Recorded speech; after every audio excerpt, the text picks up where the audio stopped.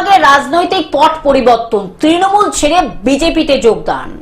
ভোটের মুখে উত্তপ্ত আরামবাগ মহকুমা, বদলে যাচ্ছে রাজনৈতিক সমীকরণ। এবার খোদ তৃণমূল প্রার্থীর প্রচার চলাকালীন ঘটে যাওয়া এক ন্যাক্কারজনক ঘটনাকে কেন্দ্র করে উত্তাল গোঘাট। তৃণমূল ছেড়ে বিজেপিতে যোগ দিলেন প্রায় 100টি পরিবারের 800 জন ভোটার। বিজেপিতে যোগ দিলেন, তৃণমূল ছেড়ে এই কারণে বিজেপি যোগ দিয়েছি, কেন আমাদের সুরক্ষা নেই।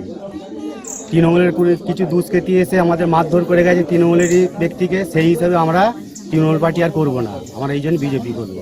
আপনার কি মনে হচ্ছে বিজেপি আপনাদের কাছে সুরক্ষিত? হ্যাঁ, বিজেপি। কবে মারধর করেছে আপনাদেরকে তৃণমূলের লোকজন? কটার সময়? ওটা 11:30 এরকম হবে, রাত্রিবেলায়, দিনের বেলা। কারণে মারধর করলো? প্রার্থী কি প্রচারে এসেছিল? কি কারণে বলতে, ওইদিকে প্রার্থী আসছিল, সেইখানে ওই তৃণমূলেরই কিছু লোক গালাগালি পাচ্ছিল, সেইখানে একজন প্রতিবাদ করেছিল, সে প্রতিবাদ করাতে তাকে মারধর করেছিল। সেইটাই আমাদের অভিমান, যে ওর প্রতিবাদ কেন হয়নি, যে মারধর করে গেল তাকে খুললাম ছেড়ে দিয়েছে, সেই হিসাবে আমরা ওইসব ছেড়ে দিয়ে আমরা বিজেপি এখন আসি। প্রতিবাদটা কে করেছিল? প্রতিবাদটা কে করেছিল? ওদেরই দলের লোক করেছিল, যে মেয়েদের সামনে কেন গালাগালি দিবে।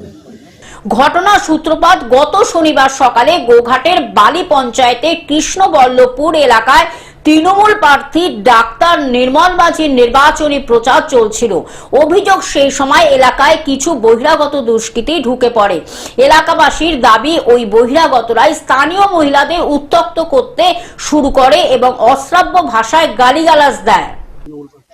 হ্যাঁ, প্রার্থী এসেছিলেন, উনি এই রাস্তা দিয়ে মানে মাইক প্রচার করে যাচ্ছিলেন, আর এইখানে রাস্তার মাঝখানেই হয়েছে ঘটনা। প্রার্থীর সামনেই ঘটনা ঘটেছে। প্রার্থী মানে না দেখার ভান করে আগিয়ে চলে গেলেন।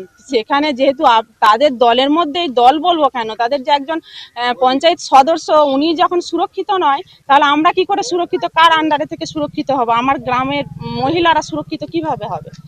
আরামবাগ থেকে কৌশিক কোলের রিপোর্ট, গ্লোব নিউজ।